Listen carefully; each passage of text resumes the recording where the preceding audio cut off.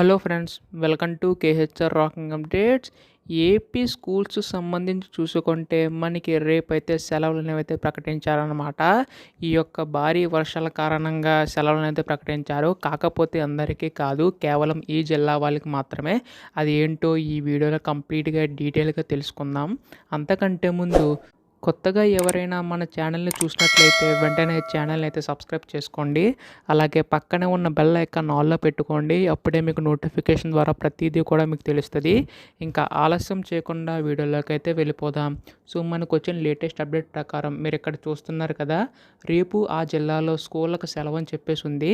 బంగాళాఖాతంలో ఏర్పడిన వాయుగుండం ప్రభావంతో విజయనగరంలో జిల్లాలో వర్షాలు దంచి కొడుతున్నాయి. సోమవారం కూడా భారీ వర్షాలు కురిసే అవకాశం ఉందని జిల్లాలో స్కూళ్ళు, కాలేజీలకు సెలవులు అయితే ప్రకటించారు. కలెక్టర్ అంబేద్కర్ ఉత్తర్వులు జారీ చేశారనమాట. అటు కుండపోత వర్షాలు కురుస్తున్న విశాఖ, శ్రీకాకుళం, ఉమ్మడి గోదావరి జిల్లాలను సెలవు ఇవ్వాలని డిమాండ్ చేస్తున్నారు.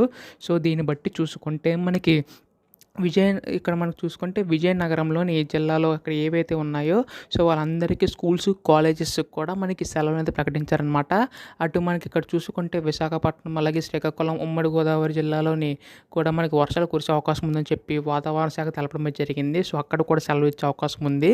ఇది మనకి లేటెస్ట్ అప్డేట్ రావడం అయితే జరిగిందనమాట. ఇటువంటి అప్డేట్స్ అన్నీ కూడా మీరు మిస్ కాకుండా వెంటనే తెలుసుకోవాలనుకుంటే ఛానల్ సబ్స్క్రైబ్ చేసుకోండి. Thanks for watching guys. Bye now.